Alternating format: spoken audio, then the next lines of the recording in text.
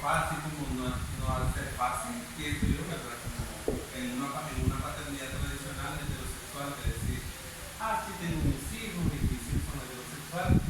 Hay cosas que son quizás íntimas, no sé, y que no va a ser fácil compartirlas. Y si hablamos de una paternidad con hijos que son LGBTI, son procesos totalmente diferentes. Entonces, pero gracias por estar en la disposición de venir y compartir con nosotros este testimonio, este compartir.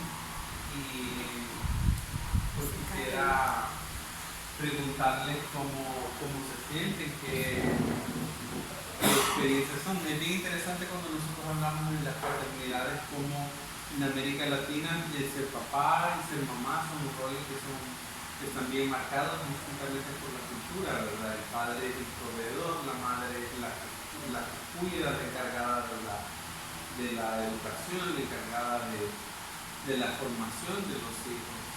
Y a veces esos roles se intercambian, muchas veces también en la realidad, en la práctica, pero romper con esa barrera cultural que están tan fijas, tan asociadas, puede llegar a ser muy difícil, ¿verdad? Y implica también, yo pienso que la paternidad comienza con cómo aprendemos a ser hombres, ¿verdad? Porque es lo mismo el tema de ser hombre, cómo nosotros hemos aprendido a ser hombres, qué significa ser hombres para nosotros. Y en el caso de las personas LGBTI, que somos hombres de manera distinta a los que los hombres heterosexuales son. Y si las masculinidades son diversas, pues las paternidades también son diversas, ¿verdad? Son diferentes. Cada familia, cada papá, cada experiencia de la paternidad es diferente. Entonces pienso que hace ratito estamos hablando y yo les decía, para mí es bien interesante el tema de cómo ustedes como familia, y pienso que es un asunto de aprendizaje personal, de un crecimiento como cristiano también, la experiencia de ustedes como familia, cómo ustedes se proyectan al mundo, cómo ustedes viven su convivencia como familia, es bien particular. Por mi caso personal, yo no tengo esa experiencia de haber crecido en una familia nuclear, establecida, en una familia que creció en esa estabilidad que le da una familia, por decirlo así, o en esa cuota de normalidad que implica que el papá y la mamá se esfuerzan a lo mejor en bienestar de los hijos. Son cosas que son experiencias distintas. Entonces, no sé, quizá preguntarles cómo se sienten ustedes. Mi primera pregunta quizás es qué se siente ser papá. Empecemos por lo básico, ¿verdad? ¿Cómo se siente ser papá? Porque no es lo mismo verla venir que estarla tentando, ni tampoco que le cuenten, que tiene hijos, que te ve el niño chineado, así, y que le diga que está el niño, es tuyo, mío.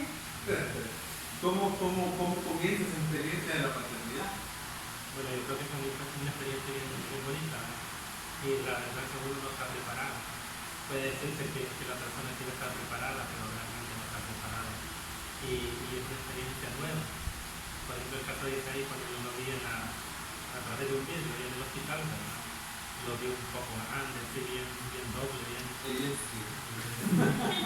Qué lejos no es decir. Entonces, la verdad que fue una experiencia bastante. Y en mi caso, a veces uno tiene miedo para enseñarlo, ¿verdad? Porque siente que se le pueden caer, que se le pueden, dañarlo, ¿verdad? Al momento de tenerlo. Pero resulta que es paradójico. Los que se veían más alegres eran, en este caso, mis suegros, la mamá de mi esposa y el papá, que estaban súper felices, ¿verdad?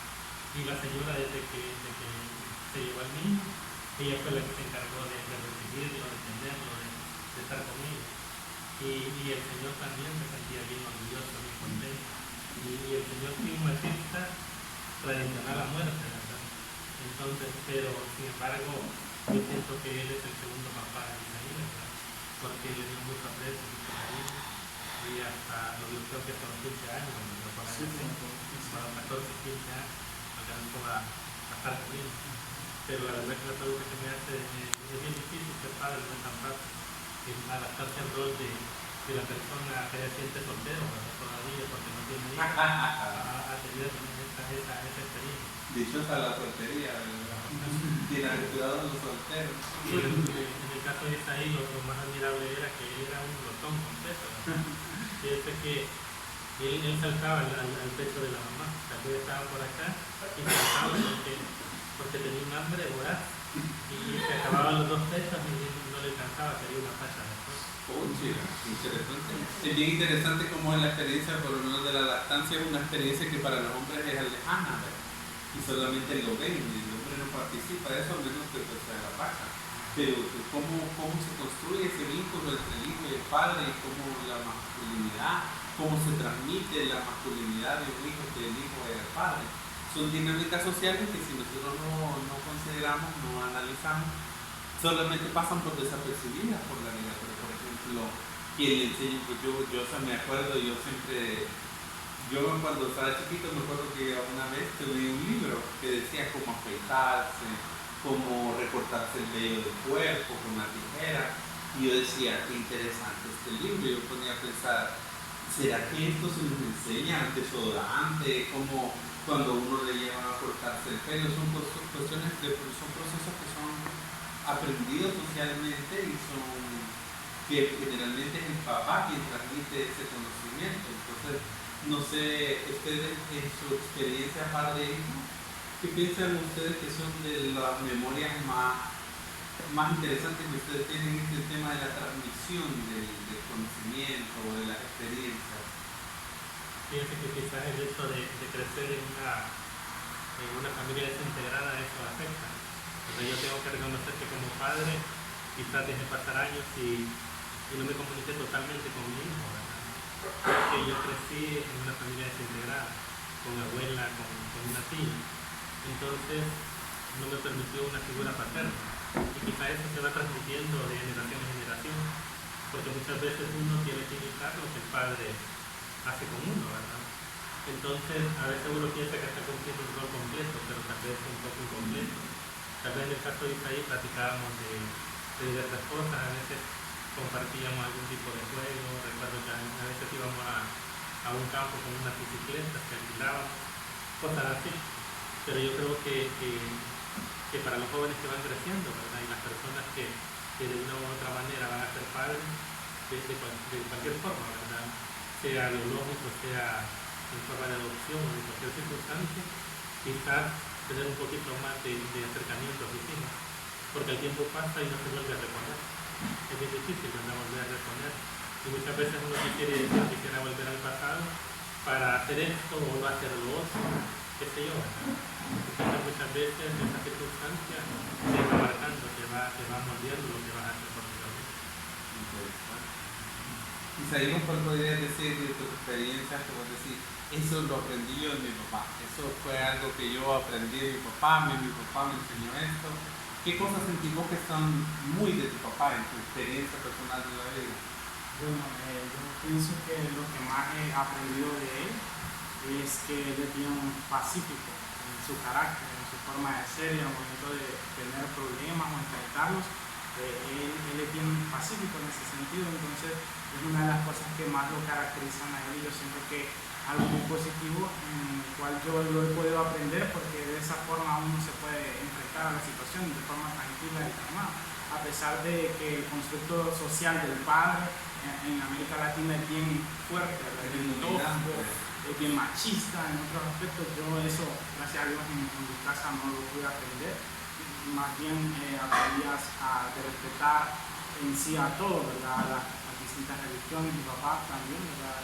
Bien respetuoso, también hacia las mujeres, entre todos los aspectos. Yo pude aprender y identificar estos valores en él, y pues todo esto positivo me puedo llevar para él.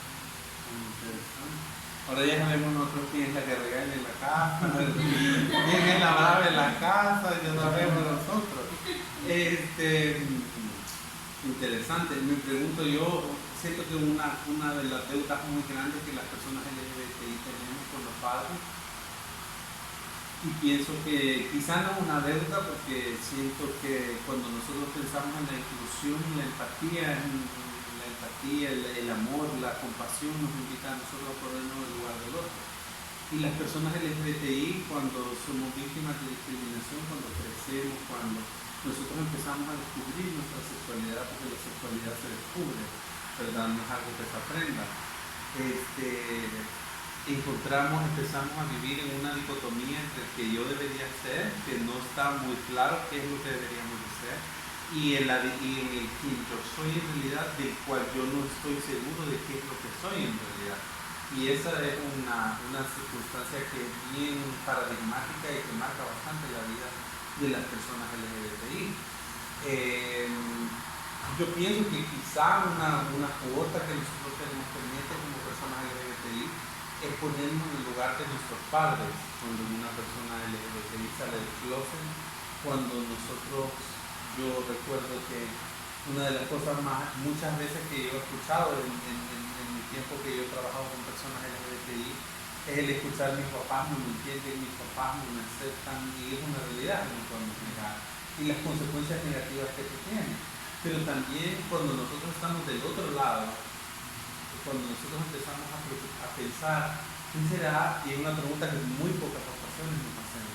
¿Qué será lo que siente mi mamá? ¿Qué será lo que siente mi papá al enterarse de que yo soy una persona LGBTI? No por el hecho de ser diferente, porque yo pienso, no sé, corríjame si me equivoco, yo siempre he pensado que un papá o una mamá siempre sabe que su hijo es distinto desde que está chiquito. Yo pienso que uno dice, no, el niño no es como los demás niños, ¿verdad? Y, por ejemplo, a mí me pareció muy interesante, yo pensé que iban a venir, por cierto, porque habían confirmado el elemento Javier y su papá. Javier es un hombre trans, y él nació como niño, lo crearon como una niña, pero él en su vivencia interna, él se sentía niño. Y dice él que ese conflicto él no lo sintió hasta que fue al kinder. Porque en su mente los niños y las niñas eran igual, pero cuando llegó al kinder y vio que las niñas iban en falda y los niños en short, para él empezó un conflicto en su ser, en su interior, y es que yo no soy niño. Entonces para mí era bien particular escuchar, cuando yo fui a hablar con él como pastor, cuando hablaba con los papás de él, a la mamá diciéndome, pero es que mire, es que mi hija, para empezar que me hablaban de una hija que yo no había conocido, porque yo conocí a Javier ya como hombre trans en medio de su transición. Entonces para mí era una descolocación completa de que me estaban hablando de una persona que yo no conocía. Es que mi hija siempre ha sido así, y hablando con ellos me dicen, no, pero es que nosotros desde chiquita, que ella estaba chiquita, siempre nos llamaban de la escuela, de que estaba, pero sí, que me hablaron bien por ahí, para decirnos de que ella no era normal, pues de que ella había algo en ella que no estaba bien. Y yo, entonces yo me di cuenta en realidad de que quizás a veces los papás pueden darse cuenta que un hijo no es como los demás niños. Entonces yo siempre he creído que los papás de una o de otra forma siempre saben que sus hijos no son heterosexuales. Claro, no es lo que un papá espera, y pienso que esa es una cosa que nos falta entender, que el dolor de los papás por esas expectativas, por esa vida que se crea cuando nace un hijo, esa ambición de ver a su hijo crecer, porque me lo han dicho muchas personas a mí. Para mí lo más doloroso es pensar que mi hijo no es la persona que yo voy a ser. Mi hijo no es la persona que yo he querido que fuera desde que estaba chiquito. Yo me lo imaginaba casado con un niño, esto, lo otro, me lo imaginaba yo a mi hija casada como hombre millonario, bordando en su casa, ¿verdad? Haciendo chiles rellenos para su esposo y yendo a la iglesia con sus hijos. Al mismo tiempo, esa frustración que existe en los papás de darse cuenta que su hijo no es la persona que piensa que es, o quizás no es que no sea, sino aceptar que su hijo es una persona diferente, ¿verdad? Pienso que eso es una parte que nos hace falta a las personas LGBTI. También cuando una persona LGBTI sale del closet y se acepta como una persona LGBTI, no es un proceso fácil, y eso lo digo desde mi propia experiencia. Y me imagino, porque yo lo he visto y lo he vivido en mi experiencia familiar también, no es un proceso fácil para la familia. Porque, por ejemplo, yo he visto a mi mamá sufrir en ese sentido, en el hecho de que ella no está conforme con tener un hijo gay. Y para mi mamá no es ni siquiera fácil aceptarlo, ni siquiera con sus hermanos, con mis primos, pues son nuestra familia, por decirlo, que somos el vínculo más cercano. ¿verdad? Que somos las personas que hemos vivido cerca de ese núcleo. Es algo que a mi mamá le ha incomodado toda la vida, aceptar eso. A pesar de que mis tías lo saben, a pesar de que mis primos me han visto a mí con mi pareja, me vieron crecer y saben que soy distinto y que ellos nunca tuvieron un acto o un pero ante esa situación. Pero entonces allí me surge a mí una pregunta una pregunta para cada uno. Rey, que se siente tener un hijo no heterosexual. Eso creo que es la pregunta más. Y no sé, quizás como les he dicho yo, esto es un proceso, ¿verdad? Y hay personas que podrían decir, no, a mí me lo han dicho, para mí es una bendición tener un hijo no heterosexual.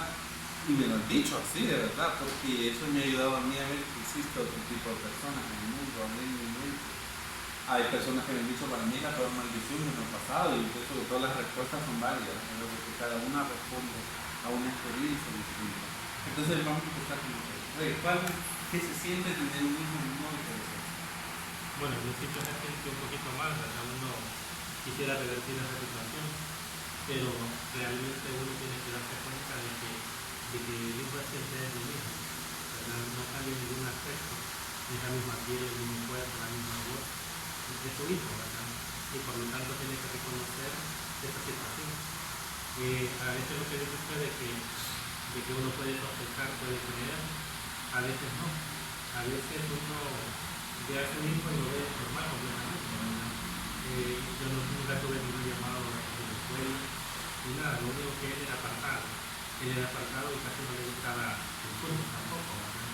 Se inclinaba más por el básquet o era un poco apartado y casi siempre solo con su hermana pasaba. Pero uno no es normal porque el hecho de que son hermanos, de que son de la misma sangre, que están cerca, no hace en ningún momento, ¿verdad? Sino que uno siente bien esa situación. Pero la verdad que sí uno tiene ciertos sospechas y uno piensa que su hijo puede andar en otras cosas. Cuando yo pensaba más, él podía andar en cosas de drogas, en otras cosas, porque a veces se apartaba en su cuarto y se quedaba solo sus 2 horas y no quería hablar con nadie. Entonces uno sospecha y dice qué le está pasando, qué le puede estar pasando a este joven. Y yo ya tenía mis sospechas y hubo una noche que como a las 3 de la mañana fui a platicar con él, porque la verdad que yo sentía que había algo que tenía él. Y entonces al principio no me quería confesar, ¿verdad? Pero posteriormente él me dijo lo que tenía y me dijo, yo no te quiero decir porque vos vas a pensar de que yo no me vas a aceptar como soy. Y entonces yo le dije recuerdo que le dije una palabra bíblica, que la Biblia decía de que la verdad no estará libre y que fuera cualquier situación que me la confesaran, que yo lo sospechaba ya en ese momento, ¿verdad? Sí. Pero quería escucharlo de boca de él. Entonces él me dijo que era gay y yo le dije, no, vos no sos así, y vos no sos así, vos estás confundido. Y yo trataba de cuestionarlo a él y querer hacerle ver una realidad que no era esta, ¿verdad? Pero luego nos empezamos a platicar y le dije que nada cambiaba, que era mi hijo, que yo lo amaba y que no importaba fuera heterosexual o gay, él siempre iba a seguir siendo mi hijo. Entonces el temor que había era decírselo a el temor a decírselo ya sabemos quién. Qué interesante, ¿verdad? Pienso también en otra pregunta que me surge a mí, que se siente en el corazón en ese momento. Pienso, no sé por qué. Yo siempre le he dicho, todos los seres humanos tenemos una sexualidad, todos somos seres sexuados y todos nos comunicamos con el mundo de una manera específica, pero no todos somos expertos en sexualidad. Entonces, por ejemplo, yo siempre le he dicho, mi mamá es una mujer heterosexual y mi papá era un hombre heterosexual. Y ellos no sabían absolutamente nada de ser gay o ser lesbiana, ¿verdad? Entonces, ¿cómo ellos vienen y se confrontan de repente con un mundo que no conocen? ¿Verdad? Entonces, en ese sentido pienso que ¿qué es lo primero que le pasa por la mente a un papá que le dice a su hijo yo soy gay? ¿Qué es lo primero? Porque a mí me han dicho, por ejemplo, yo no quiero que mi hijo salga vestido de mujer de la casa. Yo no quiero que la gente lo vea vestido de mujer. Y que si se va a vestir de mujer, que se vista en la calle, que se vaya a vestir en otro lado. ¿Cuáles son esos temores y las dudas que surgen en este momento? En el momento en que un hijo le dice a alguien, papá, soy gay. Bueno, lo primero que lo piensa es que he hecho mal, ¿no? realmente no le di la debida atención, no lo orienté, porque la verdad es que a veces uno, aunque conozca el tema, desconoce muchas cosas y piensa de que tal vez no se le dio la debida atención, no se le dieron los valores necesarios, uno piensa en diferentes situaciones, pero posteriormente uno va analizando y se da cuenta de que no puede cambiar esta realidad, que la verdad que ya tenía que ser así, que quizás la respuesta la tiene solamente Dios, ¿verdad? Y la verdad que lo que piensa uno y el dolor que siente uno es que su hijo va a sufrir, porque el hecho de ser gay, el hecho de ser diferente, hay que aceptarlo, ¿verdad? Es difícil, y quizás más para la persona en sí, porque la sociedad, más que todo nuestra sociedad en El Salvador, no está preparada, realmente no está educada. Tal vez hay países que sí, ya en Europa, en algunos países latinoamericanos, pero la verdad que la sociedad salvadoreña no está educada todavía con estos temas. Entonces el dolor del padre es de que su hijo se va a enfrentar a una dura realidad y que no va a ser fácil la vida para él. Entonces esos son los temores, ¿verdad? Realmente de que su hijo va a sufrir, de que su hijo no sabe uno si va a tener una familia, que si al final va a poder como persona humana tener todos los beneficios, todas las inquietudes, ¿verdad? Cumplir sus sueños. Entonces esa es la duda que uno tiene, ese es el temor, ¿verdad? De que su hijo lo golpee la realidad, la sociedad, que las personas no lo entiendan, que tenga conflictos. Entonces, por lo tanto, más que todo, hay esa incertidumbre de que su hijo al final no va a poder cumplir sus metas. Pero sin embargo, yo lo que quiero agradecer aquí públicamente, ¿verdad? A ustedes, principalmente a Álvaro, es el hecho de que este lugar, ¿verdad?, es como un pequeño oasis en medio de una realidad tan difícil. Entonces, invitarles a que continúen con esta obra, ¿verdad?, que realmente es un mensaje que se está dando y quizás proyectarlo aún más todavía para otras personas y darlo a conocer, porque la verdad que todos ustedes necesitan ayuda y yo creo que se complementan unos con otros y tratar de apoyar este ministerio, porque realmente es de mucho beneficio para todas las personas. Y quizás tal vez completarlo con algún otro aspecto como sería un empoderamiento laboral tal vez, encauzarlo más a través de situaciones de valores, ¿verdad?, de capacitaciones también, porque siento de que tiene que completarse lo que es la persona en sí para poder proyectar a los demás. Y muchas veces la sociedad tiene una visión negativa de la persona LGBT, porque tiene ideas erróneas, ¿verdad? Piensa que son personas conflictivas, que son personas que realmente si entran en algún lugar va a ser para tener polémicas, qué sé yo, ¿verdad? Entonces quizás invitar más personas que conozcan, ¿verdad?, esta realidad y que vean que ustedes son normales, que son personas en primer lugar, que son personas que tienen metas, que tienen valores, que tienen ideas y que tienen mucho que aportar en el país también. Muy bien, gracias. Por más extraordinarios que queramos ser las personas LGBTI, al final somos seres humanos comunes y corrientes, ¿verdad? Isaí me pasa a mí por mi mente dos cosas. Número uno, ¿en qué momento vos dijiste hay algo en mí que no es heterosexual? ¿Qué es esto? Y cómo vos dijiste, ¿qué hiciste cuando te sentiste? Y te pregunto porque yo, por ejemplo, creciendo, yo nunca me sentí un niño común. Yo quizás por lo mismo de cómo yo me miraba, cómo me miraba mi familia. Por ejemplo, yo no me sentía niño y yo no me sentía niña tampoco. Eso es una cosa que yo siempre les cuento cuando hacemos libres. Yo me sentía como una nube, como un chucho. Quizás esa es la mejor comparación, porque no era un niño, tampoco era una niña. Yo me sentía como un ser viviente, yo me sentía feliz. Pero cuando era la hora de hacer cosas, por ejemplo, que eran solo de niños, a mí me incomodaba, o las cosas que eran solo de las niñas, para mí era incómodo también.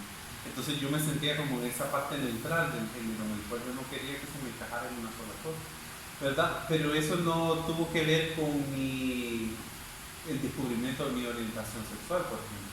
A mí descubrir mi orientación sexual fue mucho más adelante, fue ya más en la escuela, en la secundaria, entonces fue como más decir en sexto grado, bueno, quinto grado, sexto grado, darte cuenta que los niños de repente dicen, no, los niños no son iguales que las niñas, ¿verdad? Hay diferencias.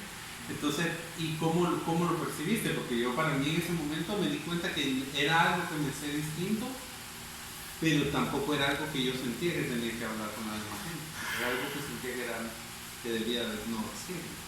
Entonces, ¿cómo vos te descubrís a vos mismo diferente? No heterosexual, por decirlo de una manera tan científica. ¿Y cómo te hace eso, sentir que eso, cómo te afectó en tu relación familiar con tus hermanos, con tus demás?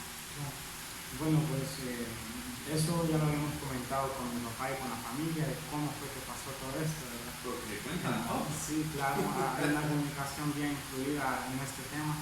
Pero bueno, yo logro identificar que prácticamente lo descubrí en mi adolescencia, pero en mi niñez hubieron cosas que yo no encajaba con lo que se esperaba de un niño en ese entonces, ¿verdad? Con esos estereotipos de que a los niños les gusta jugar fútbol, que los niños tienen que ser valientes, que tienen que ser guerreros, aguerridos, todos esos estereotipos. Yo no encajaba, claro, yo no encajaba en ninguno de esos aspectos. También en la escuela, al socializar con los mismos niños, con las niñas, etc., yo me identificaba todo esto que era distinto. Pero prácticamente en la adolescencia, ya cuando ya comienza todo esto, ¿verdad? De descubrir la orientación sexual y todo eso, pude identificar que realmente pasaba algo conmigo y fue algo conflictivo al principio. No creo que nadie lo quisiese, porque realmente es bien triste ponerse a pensar en qué va a decir la familia. En primero, qué pienso yo al respecto, qué va a pensar mi familia, mis amigos, los miembros de mi iglesia, entre otros aspectos. Es una realidad en la que uno se confronta, ¿verdad? Entonces, al principio fue bien conflictivo y fue una etapa de la preadolescencia hasta ya casi culminando la adolescencia, en la cual yo me enfrenté en conflictos, en los cuales uno solo tiene que pasarlo. Uno no tiene la oportunidad de decirle, mira mamá, estoy pasando por esto, o mira a mi amigo, etc. Entonces, esto es una de las realidades que no solo pasa conmigo, sino que con todos los adolescentes LGBT en general. Entonces, verme en esa realidad en la cual yo no tenía a nadie a quien comentarle esto, me hundía yo en la depresión, y más que todo no había qué hacer prácticamente. Y creo que esto sí lograron identificar mis padres, que entraban en estos conflictos de depresión, de identidad, etc. Y fue ahí donde se llegó el momento, ¿verdad? Porque fue bien recurrente. Y pues ahí se generó el momento en el cual ellos pudieron identificar todo esto. Y ahí fue cuando fue el momento en el cual yo pude decirlo, ¿verdad? Porque yo conmigo mismo ya me había aceptado, yo ya había entendido qué pasaba conmigo, pero al enfrentarme en esta realidad y al saber que todos mis sueños, todas mis metas me iban a estar mi familia a mi lado, y yo recuerdo que eso le dije a mi papá, le dije cuando le comenté, no te quiero contar porque no quiero que tú me odies, eso es lo que le dije, no quiero que tú llegues a sentirte decepcionado de mí. Entonces, al enfrentarse a todo eso fue muy difícil al principio, pero ahora que ya todo, porque eso fue curiosamente después del Día del Padre, que yo le comenté a él, o creo que fue en la madrugada. Sí, claro. Entonces fue hace un año, y saber que todo esto ha cambiado y que ahora todo esto es tangible, tener a mi familia acá, hablar de estos temas, es algo que es realmente maravilloso, que me siento muy contento. Y pues yo solo quiero decir que vale la pena luchar por los sueños y pedirle a Dios, ¿verdad? Que Él realmente nos vea a nosotros como nosotros somos, no como las personas dicen que somos, sino que Él nos ve tal cual somos. Y Él ve nuestros sueños, ve nuestras aspiraciones, ve nuestras metas, y Él sabe que en medio de todo esto no hay nada malo, solo estamos nosotros mismos, y Él va a proveer en ese sentido. Okay. Me pregunto, para reír la pregunta, no creo que sea fácil, pero vaya, qué bien, tengo un hijo gay, pues ni modo, lo tengo que querer, es mi hijo, ¿verdad? Y al final, pues una de las raíces más grandes de la homofobia y la transfobia es el desconocimiento de qué es ser una persona LGBT, y el darse cuenta al final, a pesar de que el hijo no escoge a la persona, pienso yo que eso lo va a hacer más fácil. No, es mi hijo, el mismo de siempre, que yo crié, que he estado aquí en mi casa. Simplemente es que no se va a enamorar de una persona de sexo diferente, sino que una de su mismo sexo. Y verlo así siento que lo hace más fácil, ¿verdad? Decir, bueno, es mi hijo y lo amo y lo acepto. Pero en ese proceso de aceptarlo, y les pregunto, porque es como bien reciente, ¿verdad? Es como un huevo que eclosiona. Entonces son procesos bien recientes. Pienso que así como las personas LGBTI, es bien injusto a veces pienso en la sociedad, porque la gente heterosexual no tiene que salir del closet, ¿verdad? Porque no tiene que pasar estos momentos de angustia con sus papás y decirle, fíjate, yo me imagino a las muchachas llorando, diciéndole a las mamás, ay mamá, fíjate que te tengo que contar una cosa que es vergonzosa, no porque piensa que la sexualidad debe ser algo que no se hable o produzca vergüenza, sino en el tema del tema de la justicia, pues digo, ¿por qué los heterosexuales no tienen este sufrimiento para hablar de su sexualidad? ¿Por qué no salir del closet? Me imagino que deberíamos de ser un panel, ¿verdad? Con una persona heterosexual y una no heterosexual para hablar de esos temas, ¿verdad? Porque cada uno habla de su propia experiencia, entonces me imagino quizás que para las muchachas, por ejemplo en el caso de tus hermanas, decirle a alguien, fíjate mi mamá que este muchacho me gusta, quizás puede haber sido difícil también, ¿verdad? Pero creo que no es lo mismo como que alguien le dijera, fíjate que a mí no me gustan las muchachas y no me gustan los muchachos, no es el mismo peso, ¿verdad? Pero en ese sentido yo me pregunto, las personas LGBTI tenemos que salir del closet. Tenemos que primero educarnos a nosotros mismos para saber qué somos. Tenemos nosotros una deuda con nosotros mismos de primero lograr entender, porque nadie nos ha dicho que ser LGBTI es más que una aberración, más que una cosa enferma, más que una cosa mala y contraria al corazón de Dios, y etcétera, etcétera, y no se pasa de ahí. No se nos enseña eso. Entonces yo bienaventurado aquellos que he crecido en un hogar donde han tenido una educación sexual integral en la sexualidad, ¿verdad? Y se les ha enseñado que esas son otras orientaciones sexuales. No fue mi caso. En mi caso personal, y yo siempre hablo de mi experiencia, a mí me tocó descubrir qué era yo. Y número dos, qué era lo que yo sentía y entenderlo, para poderme darme cuenta que era yo como persona. Y después de eso, ponerle patas y cola, y en esa construcción del autoconcepto decidir ir por ese entendido, hoy ya sé que soy, entonces, o sea que esto es lo que yo soy, ¿verdad? Es como que interesante, porque en la cultura, los referentes culturales de las personas LGBTIQ, a pesar de que hemos estado en todos los tiempos, en todos los lugares, siempre hemos sido anulados por la cultura. Entonces, como a nadie le dicen de que Claudia Larsa era lesbiana, que Gabriela Mistral era su compañera y era el premio Nobel de la literatura, ¿verdad? Eso no lo enseñan en la clase de literatura en la escuela. Entonces nosotros no tenemos referentes, las personas LGBTI, cuando crecemos. Entonces crecemos disociados del mundo en el que vivimos. Nos sentimos que estamos en un mundo en el que no pertenecemos y no encajamos. Entonces lo mismo me imagino una familia inclusiva, un papá inclusivo. Yo me imagino, no sé, ¿verdad?, cómo es la dinámica social, pero generalmente los papás tienen amigos, ¿verdad?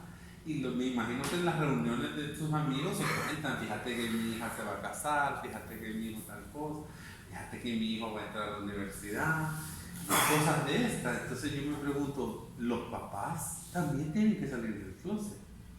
Las familias también tienen que salir del closet. Es intimidante, así como para con nosotros lo es intimidante, porque aceptar la presión negativa que viene de fuera, la iglesia, la escuela, los compañeros de trabajo, los amigos, la familia misma, ¿cómo se siente una persona? Es bien interesante porque las personas heterosexuales nunca han experimentado esta discriminación, pero ahora son como que fueran gays y como que fueran lesbianas también, y tienen que salir del closet, ¿verdad? Y ni siquiera hablemos de las personas trans, que es como, fíjense que mi hijo creció así, ¿verdad? Ella se llamaba Anita y hoy ya no. ¿Y se acuerdan de la Anita? ¿Qué? La niña chiquita. Pues no, ya no es la Anita, pues se llama Mar. O sea, son cambios que culturalmente y que socialmente son más difíciles. Entonces mi pregunta es, ¿qué se siente salir del closet gradualmente? Porque si pienso, como dice el Salmo 84:11, que ninguna bendición Dios le quita a los que viven con integridad. Y una de las cosas por las cuales nosotros trabajamos como iniciativa es para que las personas puedan vivir en plena congruencia y con integridad. A que la gente sepa quién es, a que la gente entienda quién es como hijo de Dios, como ciudadano, como persona, como como individuo, como nosotros, hasta aquí nosotros trabajamos procesos de masculinidad, no solamente en los talleres, no solamente en los cursos, sino que tratamos de lograr que las personas podamos hacer este viaje de introspección que a veces es tan difícil, es tan doloroso, porque nosotros somos nuestros padres, y así como nosotros somos nuestros padres son sus padres. Y así es una cadena. Entonces hay cosas que nosotros traemos en nuestra construcción de nosotros mismos, que hasta que nosotros nos damos la oportunidad de ver hacia adentro y soportar el dolor que implica hacia adentro, nosotros somos capaces de reconstruir, de finalmente decir, no, esto no creo que esté bien, esto podría estar mejor acá, esto quizás podría ser mejor. Entonces, no sé, yo sé que mis preguntas son bien largas y bien complejas, después vamos a cortar. ¿Verdad? Pero mi pregunta es, ¿qué se siente? ¿Qué se siente salir del clúster? ¿Cómo se siente esta experiencia? Bueno, yo creo que se da una dificultad, ¿verdad?, en este sentido, ya que a veces las personas, el entorno, como que, más que todo, son personas homofóbicas. En el caso de nuestros familiares, la mayoría son ese caso, ¿verdad? Y quizás nosotros estamos un poco distanciados, por eso no se ha dado la oportunidad de convivir esta situación, porque la familia no está muy cercana, está bastante lejos. Pero sin embargo, por las cosas que publican en el Facebook, por la forma que uno los conoce, que sabe cuáles son personas realmente homofóbicas, ¿verdad? Y quizás no ha habido la oportunidad de compartir con la mayoría de ellos. Entonces ese es un tabú todavía, ¿verdad?, en el sentido de que esas personas no lo desconocen, y tampoco no podemos salir a divulgarlo, ¿verdad?, porque es una situación que tiene que llegar a un momento oportuno que se dé la situación. Pero la verdad que a nosotros no nos interesa, porque como familia nuclear nosotros estamos compactos, ¿verdad?, y compenetrados de esta realidad, y depende cómo lo acepten las personas, si lo aceptan de una manera o de otra, no nos interesa en ese sentido. Y lo que nosotros pensamos es más que todo salvaguardarlo a él, en el sentido de que no reciba discriminación en ningún momento, ¿verdad? Y ese es quizás el único temor que uno tiene. Aunque él es bastante maduro en ese sentido, y él dice que a él no le interesa realmente, porque él se siente como persona, lo que es, y realmente no le va a afectar cualquier tipo de opinión que tengan. Aunque al principio, cuando publicaban sus primas o algo, situaciones homofóbicas, le dolía, ¿verdad?, a tal grado que a una la borró porque, y esta joven no sabe, ¿verdad?, realmente, sino que ella lo publica porque quizás es una homofóbica ya declarada, que solo una publicación que den relacionada a eso empieza a hacer comentarios negativos.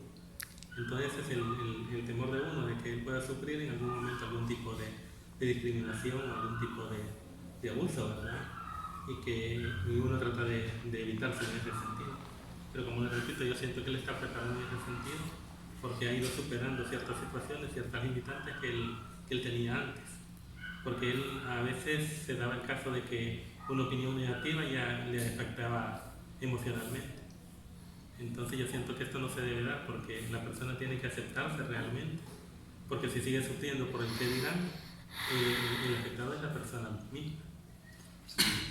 Claro, yo pienso que generalmente las familias pasan por lo mismo que nosotros pasamos, ¿verdad? Tienen que pasar por la etapa de entender realmente qué está pasando, la etapa de conflicto, la etapa de resignación en cierto momento, y también la etapa de aceptación en este caso.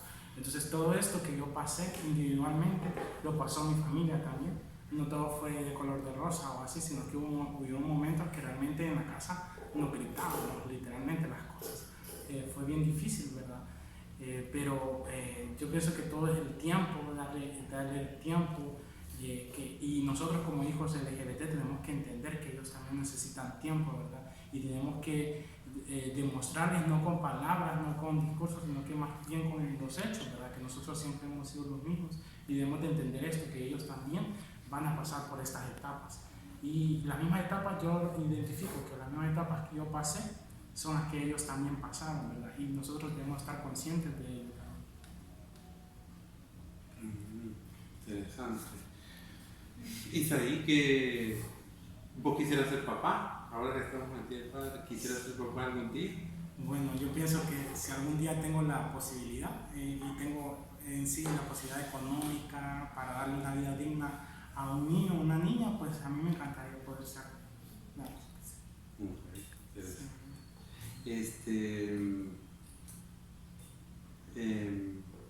Para el rey, que de verdad creo que es muy valiente de su parte, no solamente el hecho de compartir con nosotros, sino que el hecho de aceptar este desafío que Dios le ha puesto así. Pienso que tener un hijo LGBTI no es algo fácil. En la sociedad en la que vivimos es un desafío para los papás. Hay papás que deciden ignorarlo, hay papás que deciden no vivirlo, que deciden anular esa etapa o a ese hijo de su vida, pero gracias a Dios por aceptar el desafío de tener un hijo LGBT. Y creo que hay mucho que de esta experiencia puede enriquecer a otras personas y que pueden enriquecer la lucha de otros papás también que están pasando por los distintos momentos, ¿verdad? Por las distintas etapas de entender, de comprender, de buscar el culpable, el de pensar qué pasó, el pensar que hice mal, el de sentarse y llorar y decir, ¿por qué yo, Dios mío, por el momento? Siento que son etapas distintas hasta que se llega a un momento de la aceptación, ¿verdad? Otros quizás no lleguen a la aceptación, y creo que todos son etapas válidas dentro de los procesos humanos, pero gracias a Dios por compartir con nosotros y por estar dispuesto a aceptar este desafío que viene de Dios, ¿verdad? Porque los hijos vienen de Dios, son un don de Dios, y si esta es la voluntad de Dios, pues alguna razón tiene de ser. Y una última pregunta, es que un mensaje para los papás hoy. Sí, la verdad que independientemente qué tipo de hijos tengan, ¿verdad? Porque al hijo no solo se le va a juzgar o a observar por su sexualidad, sino que es diversas situaciones, ¿verdad? Hay que verlo en forma integral, como persona. Entonces, independientemente si su hijo es rebelde, si su hijo es contestón, si es inteligente, si aplaza grados, si deja materias, independiente como sea, el hijo es parte de uno y por lo tanto tiene que aceptarlo tal y como son y buscar la forma de que este joven, esta niña se vaya superando y vaya saliendo adelante. Realmente los hijos no van a ser como uno los quiera, sino que como Dios lo permite, ¿verdad? Y por lo tanto tiene que aceptarlos tal y como son. Y la verdad que yo he tenido la oportunidad de tener buenos hijos, ¿verdad? He sido bendecido porque las tres realmente tienen sus características diferentes, pero sin embargo son hijos excelentes, son muy aplicados, han salido adelante de sus estudios y creo que van por buen camino, ¿verdad? Y sobre todo reconocer el trabajo de la mamá, porque muchas veces la mamá se duplica, ¿verdad? Es mamá y papá en muchas cosas. Y yo creo que el hecho de ser padres es olvidar a la madre, porque la madre realmente lleva más dificultades desde el momento en que da luz, ¿verdad? Y en todo momento el peso lo tiene más que todo la mamá. Y quizás por ser una sociedad machista esto no se reconoce, ¿verdad? Pero realmente yo creo que este día, el día 17, también deberían de festejarlo con las mamás, ¿verdad? Porque quizás en un gran porcentaje en nuestro país es la mamá la que hace los roles. Así es que también felicidades a las mamás, ¿verdad? Que tienen mucho de papá. Ok, gracias. ¿Un mensaje tuyo para los padres? Bueno, pues yo siento que el mensaje sería más que todo para los hijos LGBT. Que como les comenté anteriormente, que entiendo yo que la realidad de las personas LGBT en general es difícil, pero también entendamos que esto lo tenemos que compartir y esta realidad se va a hacer unificada con los padres, con tus hermanos, tus amigos, etc. Todo esto que tú estás pasando también lo van a pasar ellos y debemos de estar conscientes al respecto. Yo más que todo les recomiendo que nos eduquemos, nos eduquemos en nuestros temas de derechos humanos, que nos empoderemos en todos los sentidos, que busquemos estrategias para concientizar y más que todo que en vez de las palabras que seamos coherentes con nuestras acciones, ¿verdad? Yo siento que conociendo nosotros mismos podemos quitar todos estos tabúes, podemos quitar todas las etiquetas, estos prejuicios que se tienen hacia nosotros. Y yo siento que esto es lo que ha pasado conmigo y en mi familia, que todo eso que se vendía de las personas LGBT no lo pudieron identificar conmigo, más bien crecieron y me vieron crecer y me vieron tal cual soy, y pues es por esta razón pienso yo que realmente ellos no se puede decir no sospechaban respecto o algo por el estilo. Pero más que todo es que para los hijos LGBT que comprendamos que todo lo que nosotros pasamos también lo van a pasar nuestros padres y que estemos conscientes de ellos, que les demos su tiempo y que entendamos que ellos también pasan por todo esto y que seamos un apoyo también para ellos. Okay, gracias. Yo de verdad que escucho a él decirlo y me pareciera que estoy viendo una película cuando él dice es mi hijo y tengo que aceptarlo, tengo que amarlo como es. Yo he visto tantas personas LGBTI sufrir por el desprecio de su familia. En mi caso personal yo también lo sufrí y yo me pongo a pensar qué diferente es la vida. Y es lo que yo siempre les he dicho a ustedes, qué diferente hubiera sido mi vida y la vida de toda la gente LGBTI que yo conozco. Si hubiera contado con el amor de su familia, el amor de sus padres, y de verdad que es esperanzador, es algo muy bonito, verdad, pienso que es una cosa muy, muy linda, es algo maravilloso que terminar de compartir con la demás gente, para que el mundo pueda creer que el amor es la solución, porque el amor es la respuesta a todas las preguntas. Entonces, no sé, decirle gracias por su tiempo, por este compartir de esta tarde, y por aguantar este calor y no sé, gracias de verdad, gracias a ustedes porque acompañan a Isaí también, gracias por ese amor con el que ustedes te cuidan, porque es un amor que va más allá de lo que podemos entender. Yo los oigo de verdad y no lo puedo creer. Yo he escuchado tantas mamás decirme a mí que yo preferiría que se muriera, yo preferiría que no hubiera nacido. He escuchado tantas historias, tantas cosas. Y escuchar a un papá que diga, no, pero es que es mi hijo, yo lo amo y yo lo acepto, y él es así, yo lo acepto. Es una cosa que pareciera de película, de verdad que parece un sueño. Pero gracias por su tiempo y vamos a ver después cómo nos queda, ¿verdad, Shari?